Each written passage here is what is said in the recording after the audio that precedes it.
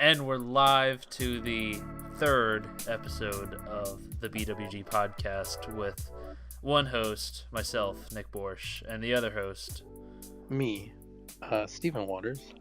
And we have Dylan Cuesta. I am the guest star of this here episode. Heck yeah. So 2 out of 3 episodes we have fulfilled our promise of having a guest. So we'll do our best to continue. Honestly, 66%, that's passing. That is passing. And if that was a batting average, it would be unheard of. Unbelievable. That's what I like. Unbelievable. Or 3-point shooting percentage if we're shooting 66%. Oh, dude, even just like a regular, like in the paint shooting percentage. That's crazy. We're all of these sports analogies. This is exactly what I wanted. Yeah, we were planning this episode, and Quest was like, "Yo, I just tons of sports talk. That's what I want." But unfortunately, that's not the episode we had in the card. So yeah. So the first episode was obviously pretty NBA heavy talk. Tonight was also the NBA draft, so we'll have to do a World Cup and NBA draft talk special episode. Hopefully, we might record it tomorrow night. So yeah, we'll record it for that. We will record something to do with the World Cup at some point. That is probably true. Probably. But tonight's episode, it's actually a little more interesting. We're going to talk about, YouTube and online content creation because Dylan Cuesta here, our guest, that's actually he's an aspiring YouTuber, has a YouTube channel. Well, at present, it's at 161 subscribers, and I think the most viewed thing on it is like encroaching on 7,000 or 8,000. It's been a while since I've checked. So humble little beginnings. I definitely seem to be getting viewership faster and at a more exponential rate because that just tends to be how it goes. But yeah, this thing's been running for like 3 or 4 years, I want to say. So it's good to finally be in like the 3-digit territory. It's been nice. No, yeah, and yeah, that's a super cool milestone. And yeah, you tend to grow, like, it's really hard to get from like 10 to 15. And from 15 to like 30, it's basically like the percentage of gain it is, and just like getting the people to actually view, it's tough to do. And we'll talk about all that as a little bit later. But right now, me and Nick, we're gonna talk about a new, I guess, like idea we have for how we're gonna a little I guess friendly competition, maybe not so friendly, that we're gonna do on the. This is cutthroat. This is cutthroat. This is real life right here. I will downvote you. Oh, I'm gonna downvote you so hard on all of your posts. Rude as fuck. All right, but so upvotes, downvotes. I guess if you're Reddit savvy, you know what that means. We're actually planning on basically creating Reddit posts, trying to get to the front page of Reddit. Just trying to create posts and get to the front. And the funny thing about that is we had actually been planning on doing this back when we were planning on recording a podcast, but never did. So we've been kind of thinking about doing this for like a really long time. And all of a sudden, I, made a post, just kind of did it like earlier this week. And I got like 11.9 thousand upvotes. And, no way. Bullshit. Yeah, right? Almost 12K. What? Wow. No. Yeah, dude, you can check it. You can check the post. I don't believe you. I thought you were at like 3K. Nah, I got up to past 10K. I never got to the front page though, because I posted on Black People Twitter a tweet that I saw. All right, this is already suspicious. And I was like, that's a pretty good tweet. What exactly did you post, Steven? It was a tweet that some guy did, or a screenshot of a tweet, because apparently you're not allowed to link the Twitters. I found out because my first post got fucking deleted. Rookie so move. I linked. It was a photo of this tweet that this is a guy who said like, a fine ass woman got behind me in the ATM, and so I withdrew $400 instead of the $20 I needed. Now I got to go back tomorrow morning and deposit $380. And that is just a fantastic tweet right there. I'm that is so hilarious. Mad because there were 2 tweets from Black People Twitter that made it to the front page that did better, and they were less funny. I'm tilted out of my fucking mind because like I would have won the competition before it started. I know that. I mean, that's just not fair at that point. But oh man, but like I guess we know like who the favorite going into this is. Like that it's is me. True. I wasn't even trying. That was my 2nd or 3rd Reddit post of all time, and I was just doing it for fun. I wasn't even trying to like get to the front, and there I am. Just right there. Yeah. So funny enough, Reels told me about this. I guess was this yesterday or 2 days ago? 2 days ago, I think. So we thought about rejuvenating this multi-year competition that we've never really tried to do. That we've never really tried, but we just made a joke about it 2 years ago. So we're gonna bring it back. But see, the thing is I made a post earlier, like it was a week ago. And I put it in shower thoughts because I just thought it would be a good thing. But I really had it in the car on my way to work during my commute in the morning. So this was my post that ended up with 2K upvotes. So didn't get as much traction. Not even a fifth as well. Really. Okay, all right. Wow, you really put me down. 2K upvotes is pretty good though. So my post. Is it though? Yeah, it is. I think the most I've ever gotten is 3. I don't Reddit, so I think it's a pretty spectacular number. And that's really surprising because we'll get into the who is Cuesta in a little bit, but I thought you would just be just born out of Reddit. But we'll dive into that later. Well, okay, that could be farther from the truth. Okay, well we'll learn. So my post was the best thing about autonomous cars is that they won't slow down if there's an accident on the other side of the highway like a person would. Because I'm sure. Ooh. Yeah, wasn't that pretty good? That's a good post. That's what I thought. And the funny thing is that later, I was talking with another intern at my job, and she kind of had the same thing. She was like, "Man, it sucked. On my way to work, there was just this big buildup of traffic, and the only reason why it was because there was a car." There's a big accident on the other side of the road, and I already had this thought driving to work, and I already planned on a shower thought. But once she said that, I was like, okay, damn, this is gonna be a fire post. So I gotta post it. And then kind of funny enough, there was just kind of one comment that was just kind of came in late, but he was like, this one person said it's not gonna be so funny once autonomous cars take away the 2 million driving jobs that help support America. Dude, yeah. I hate people who do that kind of shit. It's you're like a casual joke post. On my Black people Twitter post, someone was trying to be funny and they made a comment about how they were saying their ATM was man, my ATM has a $200 withdrawal limit. Making I'm poor joke. Yeah. And then somebody was like, you can get that changed with your bank. It's yo, that's not the point. It's not. I know. Just derail the train of thought. Read the room. Jesus. Yeah, man. But yeah, no. So we're gonna be doing that. So that's it'll basically be like this, where we'll probably either talk about the posts we're planning, and we'll post them that night, or we'll talk about what posts we put in, and we'll just talk about how we did. I'm pretty surprised. I thought it was a good tweet, but I didn't know if it was an almost 12K upvote tweet. And so that's kind of interesting. That's so crazy because I feel it's just such a snowball effect because the way the last we left off talking about it was at 3K upvotes. And I think I was at 3K and I texted you I think we're done, bud. Yeah, I was stagnating, and then I went back that night and it was at 7.8K, and I was like, holy shit. But there were some other posts that got 40+K. So maybe it definitely didn't hit the front page, but maybe it hit somewhere on the front 3 pages of our all. So then there's more eyes on it. Yeah. That's my only guess for why it would shoot up as much as it did. I wish there was some sort of metric to tell you that it made it on the front page, because the only way that we'd really know is that we see it, right? Just scrolling on our all. Yeah, exactly. I wish there. Well, luckily, a lot of subreddits have an auto mod that if something does make the front page, they have a moderator post, so that'll warn us. Okay. But I guess if we miss it, I guess that's part of the game, right? Yeah. So part of it is we have to Reddit watch our post, which fuck.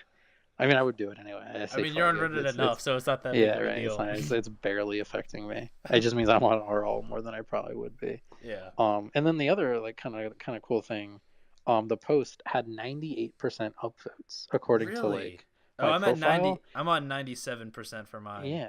I just find that crazy because I would have thought that I had a lot of downvotes. How many views did you get? I had 15.4K views on this post. I had 77,000 eyes touch my post. That's crazy, man. Those are which big is probably why it had to have made it somewhere. It might have just got maybe it probably made the front page of the top post of Black people Twitter or something. It was top 3 on Black people Twitter. Yeah. There were 2 posts that beat it, and both those made it to our all. Damn. They both made well, it to the front this page. is a great And, start because we're not going to yeah. touch this anytime soon. So like And we're then really the worst starting. part, yeah, there's no way. Like, I mean, like maybe I wasn't even trying. Like maybe if I'm really, really pushing it, I'll okay. probably get to the front page. Okay. I say within 2 tries, I'll be on the front page, and within like 5 or 6 tries, I'll be like a Reddit power user. People will be like, "Oh yeah, I recognize you because you're always making those really good posts." Dude, that's hilarious. And the only way that I recognize people is like because I have RES Red Enhancement Suite, so it tells you how many times I've uploaded a person. I forget what. There's just one dude that just like. I mean, he just takes like content from other places. But like Galloboob. Yes, that's yeah, no, the guy. Galloboob is like really famous, and that all dude he is does famous. I think it's like his job is he goes to like content aggregation sites. So like when he finds something that he thinks is good, he goes and like posts it to Reddit. Is this an adored person? It's like 50-50. Like some people love him because he doesn't look like a Redditor. He's like buff. But also some people hate him because all he does is like repost and post like really lowbrow content onto the subreddit that it'll do. So he's kind of like a Reddit version of the basic bitch stuff that you and I like rage against off of like Facebook or Twitter or whatever. Yeah, exactly. Okay. He's just like real bottom of the barrel. Like, I mean, some of his posts are pretty good, but yeah, for the most part, it's just kind of like super easy to digest stuff. Okay. Well, anyone could do. I mean, basically, he'll like post something like.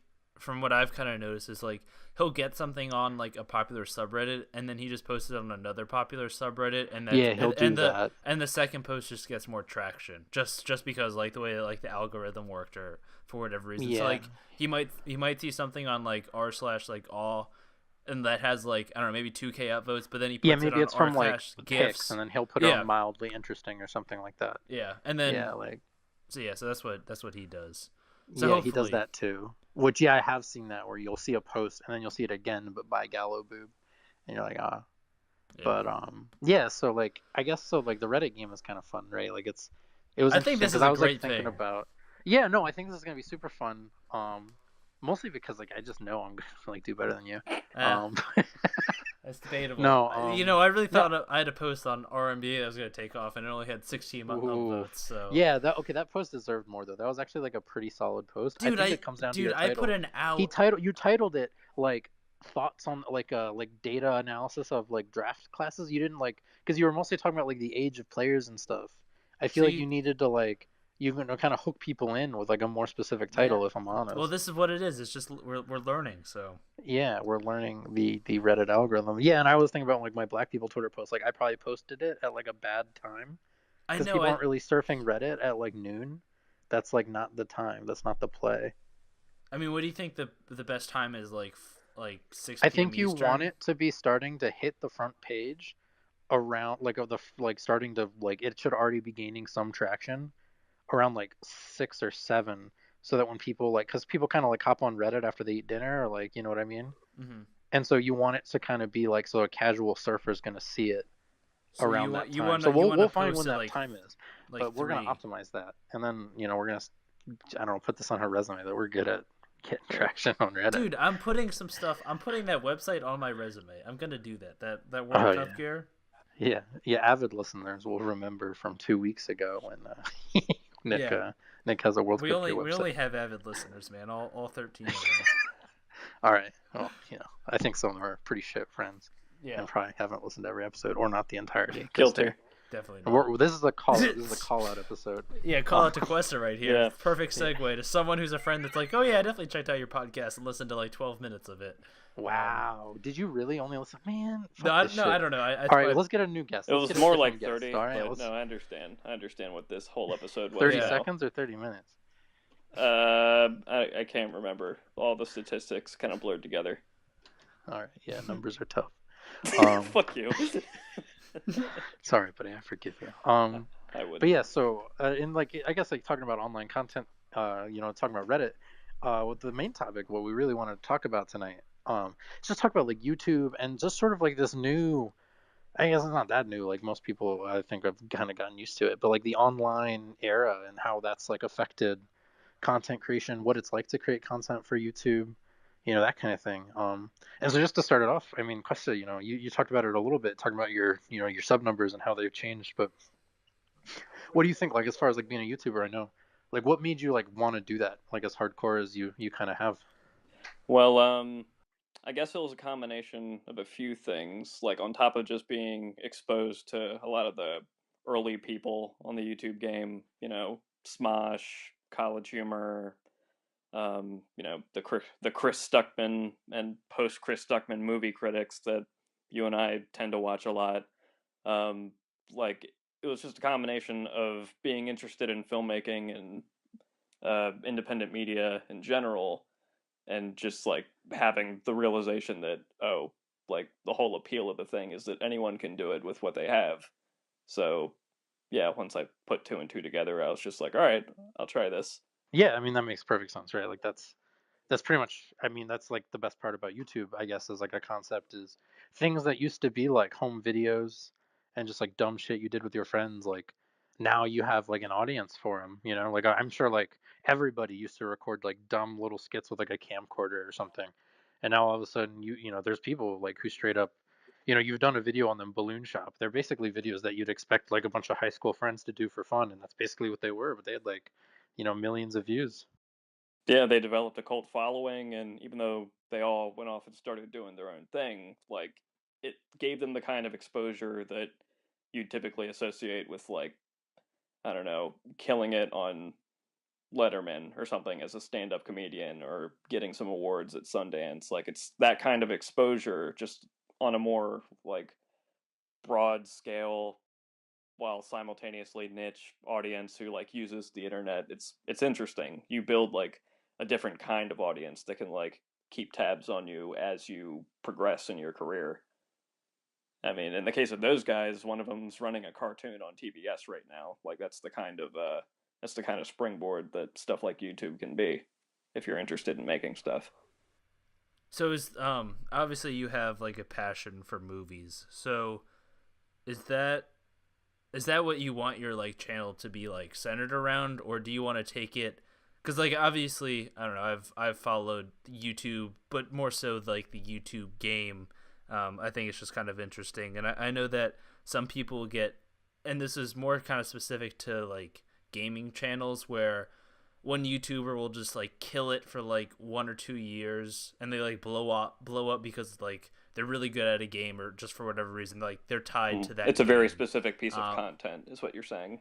Yeah, so like, do you think that your channel should be, obviously like movies is kind of the thing that's keeping it together, but do you like not want to be like pigeonholed into that thing, or you just want to make it like Dylan Cuesta? I suppose out of all the things I could be pigeonholed into, there are worse things that I could get chained to for the rest of my life, specifically just because, like, again, as I also want to be a filmmaker to some capacity. Like, that would be a great thing for me to do with the bulk of my life. But yeah, because I'm so interested in that stuff, I just kind of circumstantially have a lot to say about it, just because I follow industrial developments, I follow specific creators, directors, actors, all that stuff, and there's a lot of sociological material to mine that sort of thing with and adapt into a video like I've done quite a few times now. In terms of simply wanting to do that and only that, like, over the years I've kind of developed a passion for other mediums, I guess. So it's tough because, like, one of the key things to any channel I found in terms of like finding success or longevity with your brand is something that's like repeatable, like a format of some kind, something that's relevant to a specific topic people would want to come back to and all that. But I'm also into music, also into comedy, also into just life sharing occasionally. So it can be tough to just like focus on one thing when there's other itches I want to scratch. Yeah, I mean, I've noticed that what you're talking about, like having kind of getting pigeonholed into one content type, that happens a lot. Like, I mean, there's guys like the Nostalgia Critic who he basically built a format of like he did his skits and he did his movie reviews in his style, and he basically had to do that. Like, he even he literally killed the character Yeah. off and tried to do other stuff and lost like so much viewership. And then in gaming, it's super common if you're like a guy who's known for playing FIFA or League of Legends or something, and you start playing something else, your numbers drop. And if you do it long term, you end up just losing your audience, you know? Yeah, that happens a lot. But but then at the same time, I think once you've like built up, like you start to build up an audience, because this is something that's like really different from online stuff, and you know, it's kind of interesting is that you know, you can be like a big fan of an actor or something, but it's not the same. Like when you're a fan of a content creator, you honestly you feel like you're part of their life in a lot of ways. Totally, I agree. Yeah, you feel like way more like connected to them because you just see more of them. Like you don't see a Brad Pitt movie every week, but you probably like if you're a fan of a vlogger or something, you see a content from them at least like at least twice a month. And then so I think like when I think you start to become a fan of the creator and not so much necessarily what they create. That's why I think YouTube and just kind of this online social media revolution is just so impactful, is because that people are following you for like who you are, you know. Yeah. And the most like quote unquote successful people are the people that like draw fans for who they are, not necessarily like what they're doing, like that specific thing, or like what they got big for. So like if you can like cross over there, so people like are watching the content for you, not so much because you're talking about movies or you're talking about like old movies or video games or something like that. That's when you know you really hit it big, when your viewership is able to not only change across different like forms of content or what you're doing, but also different mediums. If you want to go from YouTube to Twitch to Instagram to Twitter to Snapchat to Reddit to YouTube, you know, just bouncing everywhere. I think that's once you really you hit it big. Maybe go to Vimeo. Yeah. Yeah. Or no, Vidme's the one that's dead. Vidme, rip Vidme. Yeah, Vimeo is still Vine. kicking. Yeah, no, Vimeo has like a niche in like the artistic. They have like better looking videos, right? So like short films and stuff like to go there. It's just an objectively better sharing site in a lot of ways, just with the quality of what you're able to upload. Funnily enough, YouTube's live stream is actually like miles better quality than Twitch, but it hasn't like taken off, which is kind of funny. Yeah, it's just how branding and marketing works. Yeah, well, I mean, the Twitch is associated with live streaming, and like to leave Twitch would be like as a streamer, like it's really tough to because you're not going to get as people don't go to YouTube to look for live streamers, Mm-hmm. you know, and that's kind of like the same thing. Like if you want to be a video creator, like YouTube's the way to go because that's where people are looking. Like if somebody's just looking and surfing a website looking for videos, it's going to be on YouTube. So that's kind of where you want to be. But one thing I wanted to talk about a little bit is just like the type of content that YouTube kind of is, because I mean it's really varied, obviously, but it kind of allows for, I guess, like completely different content than I think you would ever have if YouTube didn't exist. Absolutely. Yeah, like I mean there's a little thing, I don't remember who like came up with it. It's the idea called medium as the message, but basically the idea is that Robert McLuhan. This there you guy. go. He knows. Look at this guy. He should fucking have a YouTube channel and talk about shit like this. No, but no, like because basically the idea is that the medium is the message, meaning that like the things like the art and the content, the stuff that you watch, the TV shows, the movies, the paintings, whatever you like do, whatever you consume, doesn't really matter relative to like what you consume them on. And like a big example of this is like there are in like pretty much every house has a like a family room that is built around like the way the layout of the room is built around having a TV, Mm-hmm. right? Like the chairs are like usually kind of facing centrally towards the TV, that kind of thing. Like the way like the American culture has been like massively impacted by just the existence of TV, like more so than like every TV show combined, pretty much. So you're talking like ergonomically, like just the cultural. Yeah, ergonomic. Yeah, the shapes of chairs. No, just like the way like society works and stuff is like heavily impacted by the existence of TV, right? Compared to everything else, and then compared to not having TV, like it completely changed the way everything works. There's a Well, I million think examples. the big jump here is just that television, it's very catered, it's very controlled. Like it's what you view or consume is dictated by other people to an extent. Like obviously we had in between periods of stuff like video on demand and Netflix, but I think with YouTube and similar platforms specifically, it's a lot more personal of an experience where you have control over what you watch. It's stuff that's it's stuff that's delivered to you a lot more personally than say like Jimmy Fallon or any other like talk show that's very scripted, very uh controlled and refined. This is like grittier, more rough around the edges. It's more relatable in a lot of ways. Oh yeah, I think like that's what I was like basically getting at, is the existence of YouTube has changed the kind of things people can watch. There's things that are like on YouTube that just you would never have the opportunity to see something like that. There's a channel I watch, Lindy Beige. It's just a guy who stands in front of a camera, usually on 1 or 2 takes, with basically no script, and just talks about like history and stuff. Yeah. And you would like that would never like you would it didn't matter who you got. You couldn't get Carl Sagan to talk about physics and just ramble. Like no one would watch that. But he has like 250K subs, maybe more. He gets like 100,000 views per video. Basically, like he has an audience, and because it's just him, because he doesn't have to like worry about producers or anything, he gets to make the content that like I guess he's best at. And it's like it exists. You would never ever ever get to see something like that. Yeah, I without think YouTube, television right? established this precedent for presentation that it's like it doesn't go unappreciated. There's obviously a place for it for certain types of programming, but I think what we've gained back through this avenue of creativity and production is just the chance to get by on passion and passion alone. Like this guy's obviously like really knowledgeable about history. You've shown me like a few videos of his, and they're long, they're mostly unedited, but the guy's own personality carries each video, which is pretty impressive.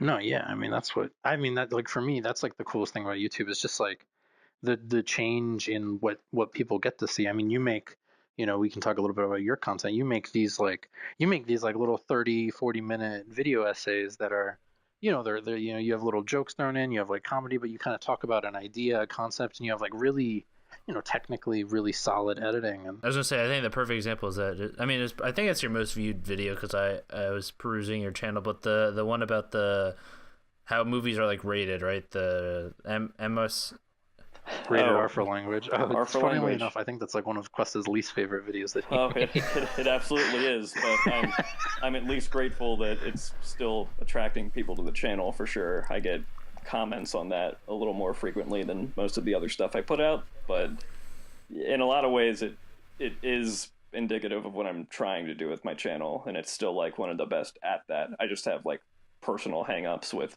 editing choices and the way I delivered certain information, but overall it's so fine. How much I just fucking hate it. How much time do you spend in like post when you're making a YouTube video? It's always varied. I think on average, when it comes to stuff like my think pieces, probably a week to 2 weeks on post. Like if I have a chunk of time where I'm able to just really dump myself into whatever it is I'm working on, then I can crank out stuff in about a week. But a big part of small fries like me is finding a way to like balance it with whatever else is going on. So I can't just like shut out everything else going on and just like focus on my latest rant about why Europeans make funny shit. But I think, yeah, that's a pretty strong ballpark of how long it would take for me just to edit. So when I've made YouTube videos in the past, I spend like zero time in like post, like just none.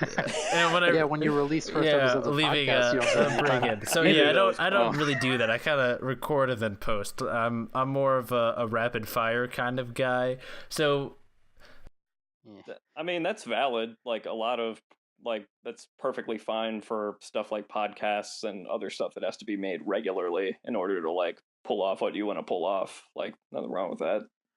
Yeah, I think there's like a difference and I mean like a daily vlogger, for example.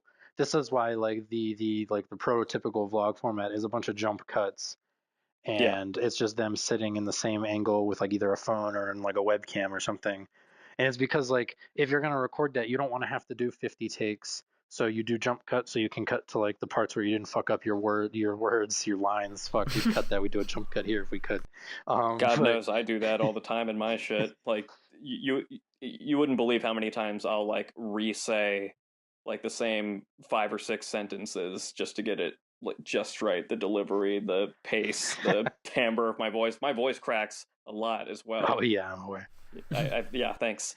I've probably done it like 3 times without even noticing on this podcast. But no, we're gonna bass boost you when we release Heavy the podcast. bass. You sound real, man. Oh, like people are gonna be so disappointed when they hear your real voice. Yeah, exactly. Just like Orson Welles. So my question was, so when you do say that sometimes you take a week or 2 weeks to edit a video, obviously you have stuff going on in your day-to-day life. But what's the hang up on? Is it because you make such like long content ranging between like around 30 to 50 minutes? Is it you're just like really just like nitpicky of like you want to make sure every little last like thing is perfect, or are you like conflicted of like how you want to like edit and like just the overall like direction of the video? So like what goes into that like 2 weeks of like editing a video? Is it more of like creative or like technical or? Well, it's the length definitely doesn't do me any favors. I think it all goes back to a tendency I've always seemed to have of overwriting shit. Like all the essays I'd turn in, all the short stories I'd write, they'd all tend to be like really long, and I'm trying to get better at that, admittedly. But even if it were slightly shorter, I value polish, which is hard to define on something like YouTube, because like like we said, it's the inherent lack of polish or refinement that kind of defines and gives what we work on character, as opposed to stuff you'd traditionally find on TV. But I think a big challenge for me is also just trying to define what my style is, what my voice is, the kind of visual audio pairing, I guess.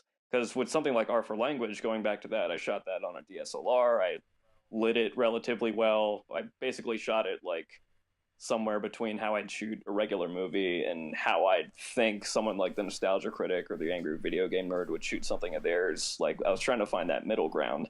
Recently, though, I've been experimenting with shooting on a webcam while using an external sound recorder that I hold like a microphone. So a lot of just juggling around aesthetic elements and also any jokes that would either be based off something I'm saying or something that I'd edit in later. Like, it's constantly like at odds with each other. So I guess a lot of it I come up with as I go along editing, which that opens up an infinite amount of doors of gags and punchlines and segues that I could make either orally or visually. I hope that made sense. Jesus, fuck. No wonder why your videos are 30 minutes long. Yeah, this is like a big thing that you. I just proved my own goddamn point. No, yeah, maybe you should. Okay, so I think you kind of touched on an interesting point, and Waters, I'd like to hear your take on this too, as a aspiring writer, I guess, for movies. Yeah, aspiring being the key. You are a writer. Just more aspiring. Okay. But yeah, go ahead. So how much do you guys struggle with finding your own voice? Because I feel like pretty much no matter what, if you start something new, you usually, at least I've found doing this, you're usually copying someone, right? So do you guys like feel like you've found your voice yet? So like, for example, like, I don't know, in sports, you might like try to shoot a fadeaway jump shot like Michael Jordan, or like you might model. I mean, Kobe Bryant literally modeled his game or after you might Michael Jordan, like shoot like a vlog like Casey Neistat or whatever. So I actually, this is gonna sound kind of douchey, but there's a quote that Aaron Sorkin has about writing. He's a screenwriter. He wrote The Social Network and a couple other like Oscar-winning movies. Few Good Men. He's pretty good, pretty famous. And he has a quote. He says like, "Good writers borrow and like great writers steal." And basically, I mean, like, it's kind of what, shut the fuck up, Aaron. But also, at the same time, yeah, like I think that's the whole thing is what you end up doing. I think especially when you're finding your own style is you're really just looking at what other people do that you like, and you're just kind of taking those and you're putting them together, and you're finding what works for you, what you like to do, what you like best, right? Like I don't think I think there are very, very few people, if any, who can just straight up come up with like something completely original and have it So not like be I'm not trash. I'm not gifted like in writing at all. I yeah, am no. just not. Definitely not. Jesus I Lars. know. You suck. No. So I've just never been. I don't know. Just writing has just never been my thing. But can you tell someone's like voice from the way that they write? Because I wouldn't be able to identify that. Well, I think the best I could do at this moment in time is Steven and not Steven. Like I've read enough of his stuff to like know when like certain characteristics that I usually associate with his head are popping up.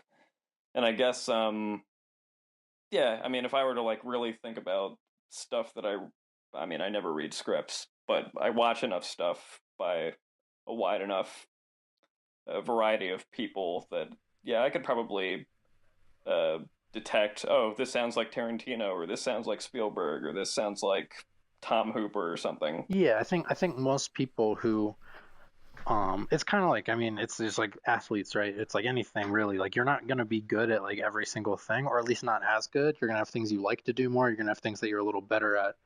And those things will stick out, right? Like any writer you're going to be able to notice, or like video YouTube content creator, you know. You're going to notice things that they do, like little editing tricks they might like to do, or like the kind of joke they might like to tell, and that's like a formula. Like I mean, Spielberg literally, you know, Steven Spielberg, the filmmaker, you know, you might have heard of him. Oh, not He Steven has like Spielberg, the a triathlon runner. notoriously famous style. Like it's What almost is like it? Because like I there's like honestly people have make no idea. parodies. He does these like slow zooms on the actors, and they make something people call a Spielberg face, so it's just like the actor looks inspired while they look up above the camera. He has like the way the music swells that John Williams does. It's like all this shit that is actually seen as like very corny now, but like Spielberg kind of He coined all of perfected it. it. Yeah, like yeah, no, that's like it's like, you know, I think like developing a voice, like if like people can recognize your voice, assuming they like recognize it and don't hate it, I think you're like that's like a good thing, because that means you've like kind of created an identity, and I think that's one of the hardest things to do, is to do something like different, especially on YouTube when there's like a million people out there doing things, and to do something. Yeah, I definitely get I get a solid helping of there's like five or six other people already doing this whenever I'm working on anything. And that's not to say I don't feel like I'm competent enough at what I do when I do put out something that I feel is, you know, solid or quality. But it's usually when I'm working on something that I'll immediately think, oh, I'm pretty sure fucking Ralph the Movie Maker, I Hate Everything, already did or will do something like this that's going to render whatever I'm working on like pointless. Um, but I think just looking at the final product and being able to like hold it up to what I've made before and maybe what other people come up with, like it can give me some kind of shot of confidence in having found my own voice. It's hazy. It can be tricky. Okay. So should we talk about how we all kind of did this 48-hour movie contest, or did you guys have any last words on? Yeah, sure. Let's go ahead and let's see. Do you have something else you want to say? Do you want to plug your channel? You'll do it at the end, but do you want to double plug it so people who quit Double now? plug. Exotic.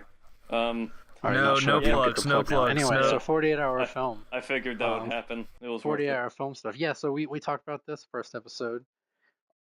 We did it.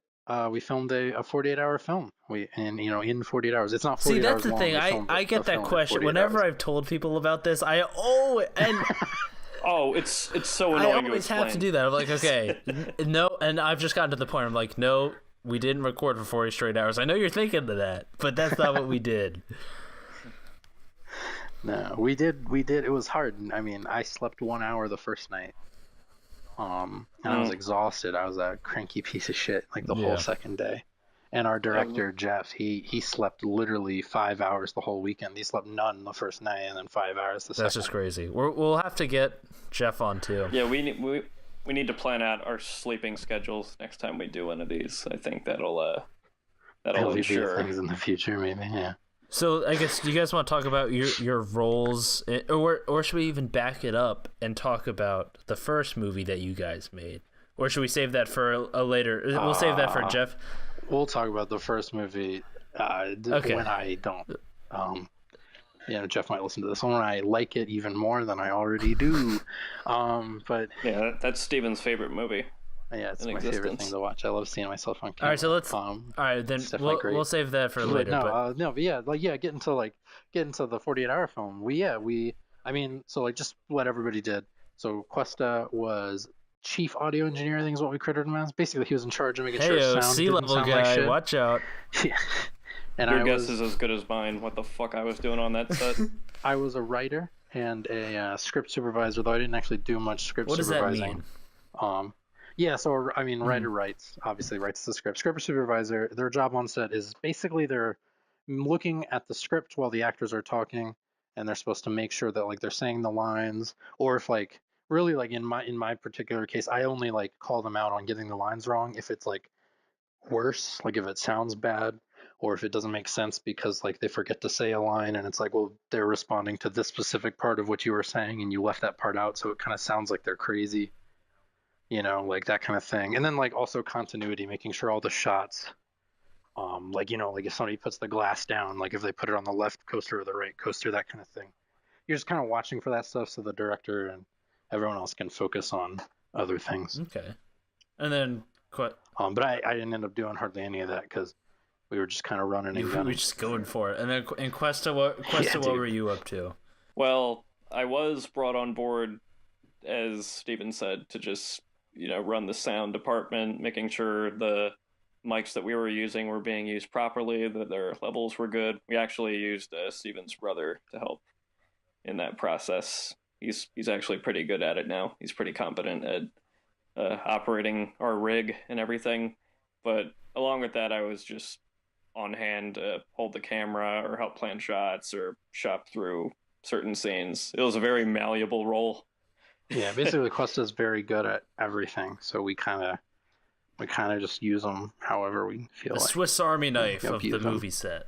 Yes. Exactly. I don't have an ounce of Swiss in my body. We hand them out to everybody.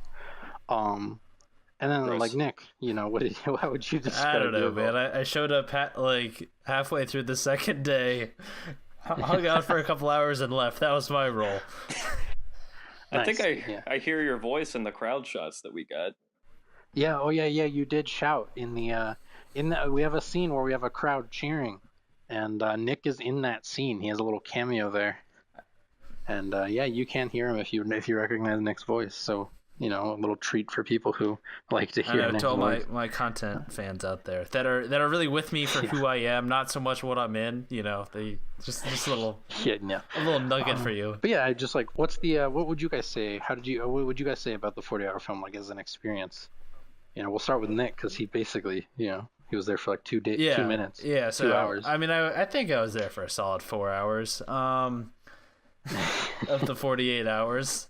So it's 10%, not bad. Doing my thing. I thought it was interesting. I've never, but besides your middle school, hey, you're in your English project, like or in your English class, go shoot like a 3-minute video for whatever English project. I haven't really been around making feature length films and stuff like that like we did. Well, that was not feature length, but what was the total runtime on it? It was like I think it was like 7 minutes with credits. Okay. Yeah, 7 Although minutes. like now with the we added like new logos and stuff at the beginning, so it's like 8 minutes long. So that's cool. We really killed So it. yeah, I think I probably came at the lowest like morale part. I mean, maybe I'm wrong.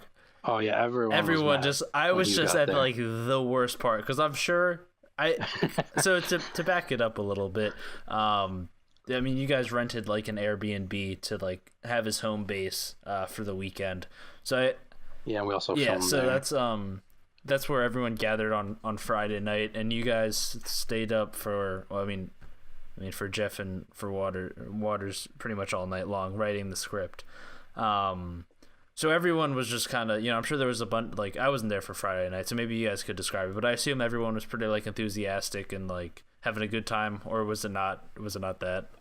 Yeah, the ride to the to pick up the project, like the ride to they do this like little meet and greet thing, and you're supposed, and then they have you draw from a hat. Like the ride on the way there was probably the best time, like the whole weekend. We were all having fun. We were all excited. We were talking about how we were gonna win. No, you were talking about how we were gonna win. Yeah, You're whatever, dude. psychopath. The proverbial we. We're a team. You fucking schizophrenic. We were having psycho. fun. All right, it was a lot of fun. That was when I had the most fun. Was what I like the idea of doing a 48-hour film. I think a lot more than doing it. That kind of reminds me of a great dad joke. But the best 2 days of owning a boat is the day that you bought it and the day that you sold it. So just... Yeah, it's pretty much. Yes. You sounded like you had at least 3 daughters when you said that. Oof. Yeah, you're a real dad. No, hopefully not. Oh God. We'll have like a little guest on our podcast. Yeah. Okay. Going back to the 48-hour movie. So Friday night, who created this site? Was it you, Waters? Were you the one that created basically the story, or like how did the collaboration? I basically came up with like the main character like 10 seconds after they like told us what the project would like. Basically they give you a genre, a prop, and a line of dialogue and a character name that you have to include in your movie. Yeah, and the character's job. They give you all that. And when they gave the character and the prop, I like knew what I wanted the main character to be. Can you... The character was Kyle Tantalon, motivational speaker, and the prop was a temporary tattoo. And I was like, yep, I want to do Kyle Tantalon as a motivational speaker, but he's like not into it. He's a liar. He's a fraud. And the temporary tattoo is like his branding, and he like claims to have it tattooed on his hands, but it's fake. It's temporary. And that was basically like pretty much like right as they said it. Like I had that idea, but I didn't know like what the story would be at all. Okay, so then after that took longer. You fleshed out the remaining details. Actually, yeah, we had a guy named Greg who was he kind of came up with what I'd say like the core of what our story became, which was that he gets kidnapped. No spoilers, man. Where's the Greg, spoiler? Yeah, sorry, it's not a spoiler. It's in the trailer. Okay. Literally, we have a trailer. That wasn't my choice. That was actually my choice, just so that I could spoil it whenever I wanted to and say it's on the trailer. So that's like one of the advantages of being an artist. But yeah, overall, I'd say like the experience itself, it was pretty fun.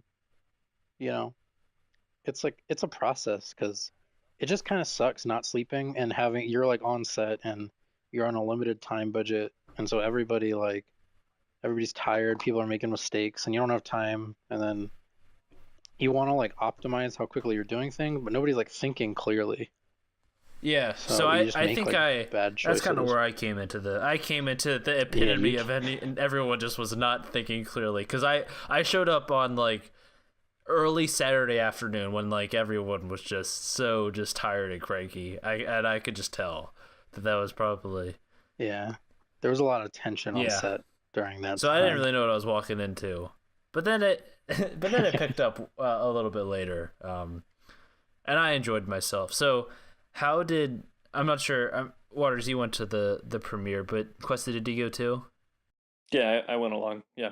Oh yeah, one of the cool things, just in case, it premieres on a like a little movie theater on like a big screen. It's not like a full-fledged like nice movie theater, but it's like a theater with a big screen, and all of them premiered like the same night, so that's kind of cool.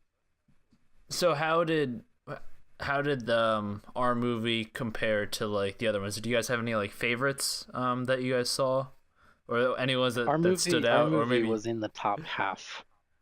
Top half. Okay, I'll take it. Lower top half. Yeah. Okay. There were like all right. The top half being like if there were, I think there were 10 or 9 that screened, and we're like fourth or fifth.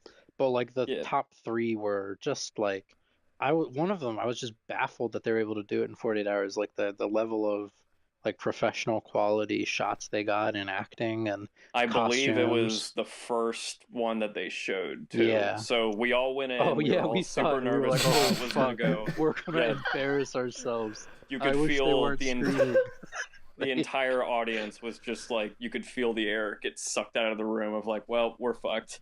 This is going to be awful. But then immediately after, there was like an entry from like someone far younger, someone who still seemed to be in school. So it just kind of like, it kind of gave you an idea of the range of stuff you were going to see. Yeah, you'll never in your life be in a room where everyone in the room is like so sad that they saw a good movie. like everyone there was like devastated. They're like, oh shit, we're so like, oh fuck. Yeah. At least definitely like in our row, like the people who were on our team, we were all like, oh man, we were really So was worried. that not only was that like the best shot and just like production quality, but do you think that had the best story? All right, so this is a little hot take. Okay. I think we had the best story. I actually think our story was actually better than theirs, and I don't even mean it like arrogantly. I think that our story was better. All right, so what's their story? You can spoil that. Well, that's the thing. We don't know. Yeah, they basically, it's like one of the characters is like, she does sign language the whole time, so you're like, oh, she's deaf, but then she's not. Plot twist! Wow, they have a guy. Next Sixth Sense right there. Yeah, I guess it doesn't make it doesn't make like a lot. She could hear the whole time. Like, the story itself. Yeah, but it doesn't even. It's not even like a reveal that she can hear. It's one of those stories where you would either need the details that we'd be supplied as people who were in the festival, like the props and the dialogue and the genre they got, but bar that, it's one of those stories you'd have to like read about it before, you watched it to really understand what was happening. Yeah, no, it wasn't. And like, we're going hard, but I mean, like in 48 hours, I think you do kind of have to, like, you have to rush everything. Like, even our story, which I thought was better than theirs, we still were lacking. Like, some of the dialogue lines weren't good. Some of just like the pacing things, the decisions we had to do, they weren't where they needed to be. I think like in 48 hours, which is why I was excited to do it, is you're not really gonna have a chance to make something that you're super proud of, like every aspect of it. Just because you don't have time. Like, you're gonna like make mistakes. You don't have time to do like a rewrite or like a reshoot if you need to. Like, if anything, they're like projects that make you savor having not 48 hours. Like, even if it's still a relatively tight turnaround, like, you get a pretty good idea of what you could work on should you have the time and resources to make something that's bigger or better. So I guess we got that in that regard. Yeah. I mean, you build the skill of finishing things. You learn to, because you literally have to. You only have 48 hours. You have to like accept that like whatever part you're working on is done and you're moving on. God knows I could benefit from that. Which, yeah, it can be hard to do. It can be hard to. So that was cool. That was what I liked about it. Overall, literally hated it. And I remember like the entire time I was doing it, I was like, I'm not doing this again ever. Fuck this shit. I'm probably not going to be friends with these people.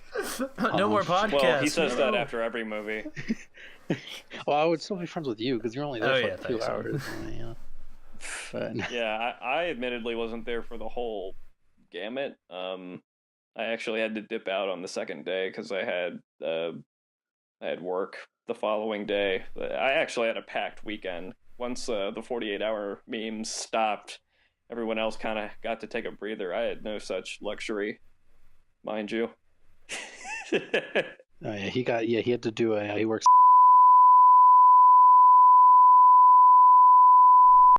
edit stuff for them. You might have just you just doxed my place of work in one word. Oh yeah, sorry. Hey, viewers, he works at. Oh, whoa! All right, Quest. So we're gonna need your post for that. We'll edit that one out, or maybe we should just have me upload it, and then that will totally just be left in. Yeah. Hopefully, we never blow up, because then you might be dead. Rip Cuesta. Well, if you blow up, I'll just come work with you guys instead of that dang old place. No, you're not invited. No, don't just try to ride my coattails. Get out of here. If I'm successful, I'm doing it. Hell, I'm probably dropping Nick. Dude, I remember when we were working on the first movie, you were all like, oh, my goal is literally to wait till you or Jeff get famous, and then I'll just ride your coattails. Look, so I'm fuck not off. saying I'm against riding other people's coattails. I'm selfish. Would you ride my dick for money? I would suck a lot of dick. I do a lot for money, all right? But that's not important. What is important is that you have a new album coming out.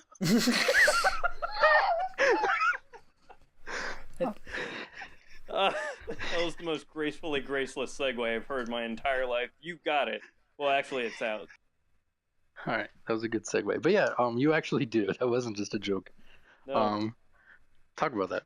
Well, I've made music off and on for like a few years now. I learned the fundamentals of GarageBand back in high school under a music tech class that kind of taught you the 101 details of capturing audio and composing stuff. So that's just kind of a hobby I've had for a while, but it kind of like got a second life back in like 2016 when I started toying with the idea of maybe scoring my own, videos and movies. So I actually released like this really lo-fi concept album called Snow Globe, and it was just kind of like it was kind of like an electro purging of all this angst and bad vibes I was feeling at the time because I was tired. I was working on our movie. I wasn't getting a lot of sunlight because it was winter. Also, Trump was becoming president, so there was that. So yeah, that kind of like that allowed me to prove to myself that I could make music. So I ended up doing the score for Kickback as well, and yeah, I found that I have a knack for doing electro, like EDM-y type stuff. So that's what this is. It's a little lighter compared to the other stuff, but I made it And what's it? What's the title? It's called Fresh Breath. And what's your moniker? It's not Dylan Cuesta. No, when I'm doing music, I put it under the moniker Mint Gone Rogue, or MGR for short. It sounds like NPR, but not as fun.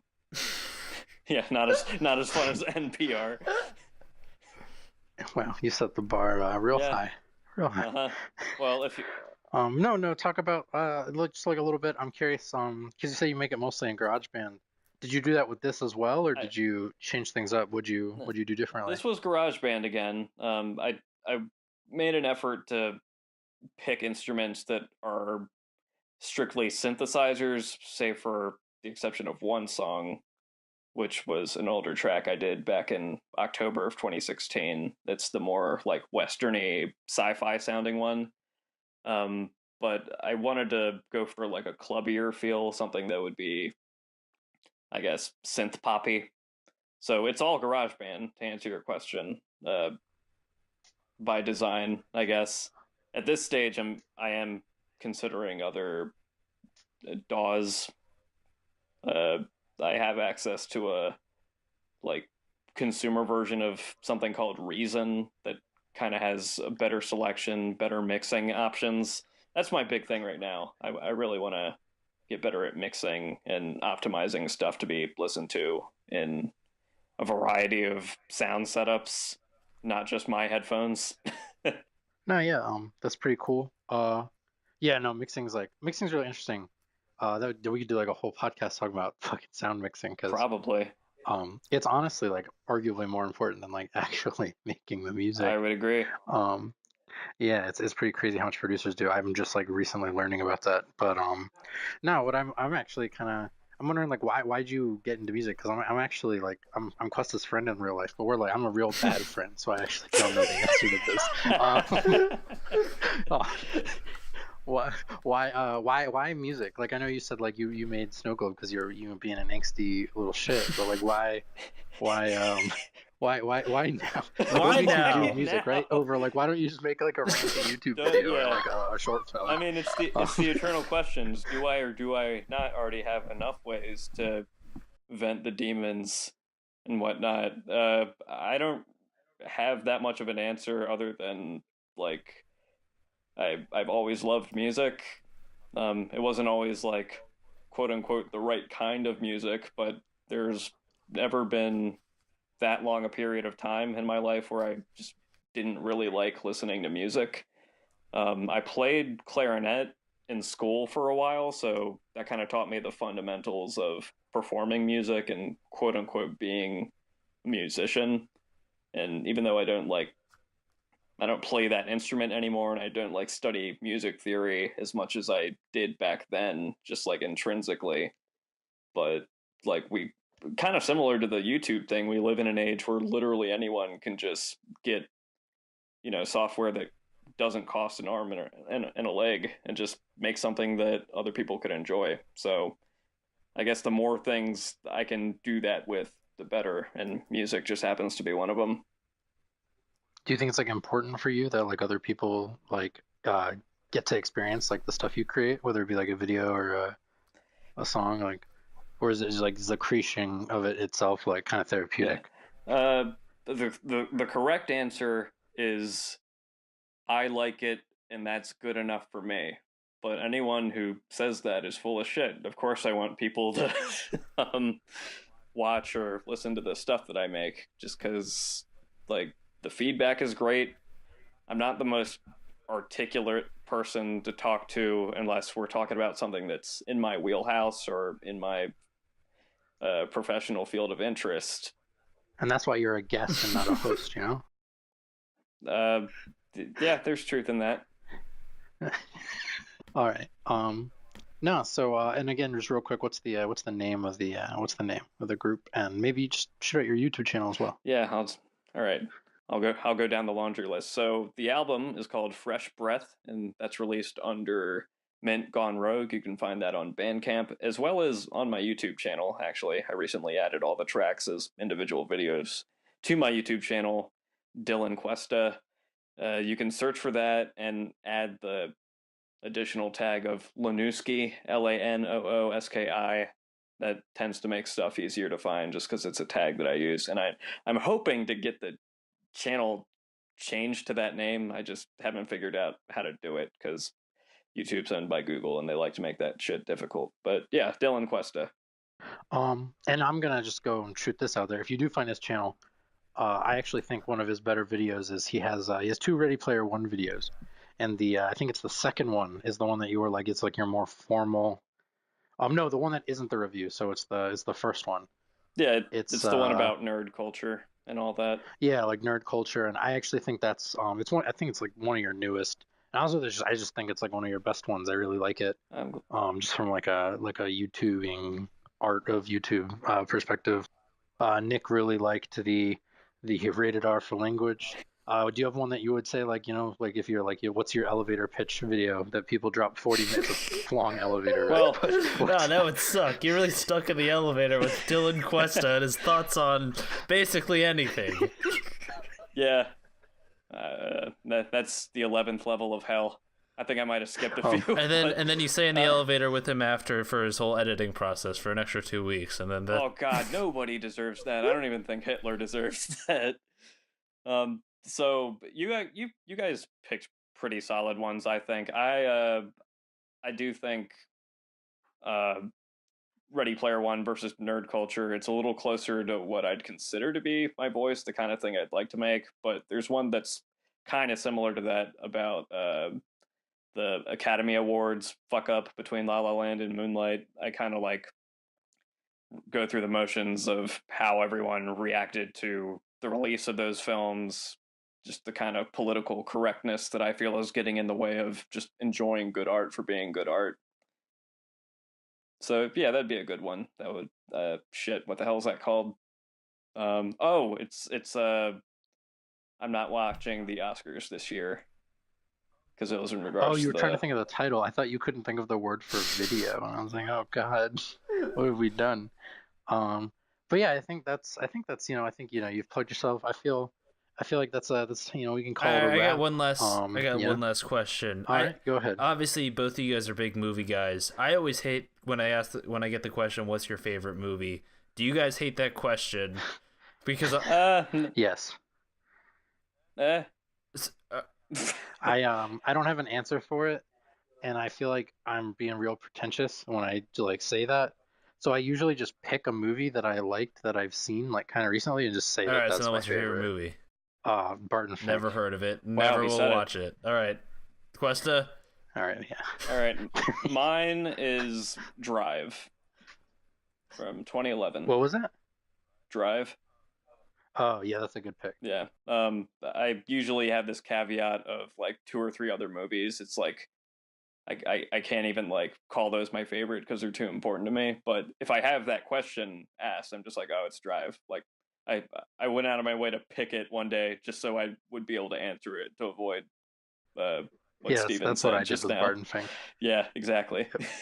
Yeah, although it is like in my top 5, but like picking a favorite, that's tough. What about you? You little Nicky, what's your I don't know. Is it really? Don't Is me that call his you that favorite? again. My boss is in that movie. Well, all right, we'll have to talk about. Questa's boss has worked on various professional, like, you've seen these movies film sets, and there's a lot of stories there, but that's for a future we'll get date. to that. What about you, Nick? What's your favorite movie? I just don't. I think I'm just a negative movie guy, to be honest. No, you don't get to ask the question and then not have an answer? That's like getting head and then not giving it in return. That's I did. The shit. You're coming I up with an did. answer. All right, you're gonna come up with 5, 4, 3, 2. Ratatouille. 1. Nice. All right, that's a good. Cool. That's a really good pick. All right, wow. That was on just the other day. I feel like I just gained a lot of respect right there by Pitt. Yeah, dude. Anybody who picks an animated film is somebody who's comfortable with their masculinity. Yeah. And I like that. Or they're and you didn't say Cars or the Wild Thornberries movie or something weird. Or I say like Cars that, 2. So. Oof, Cars 3 is actually really good. But yeah, no. So I think that's it for us tonight, guys. Viewers, listeners, whatever you are. I'm Stephen Waters. I'm Nick Borsch. Thank you for listening. Check out all of Dylan Cuesta's content, which is linked below. Yeah, this has been fun. Thanks for having me on, guys. I'm looking forward to coming back in the future. Assuming Steven lets me back on. We'll definitely have you on in a future episode. So thanks for listening, guys.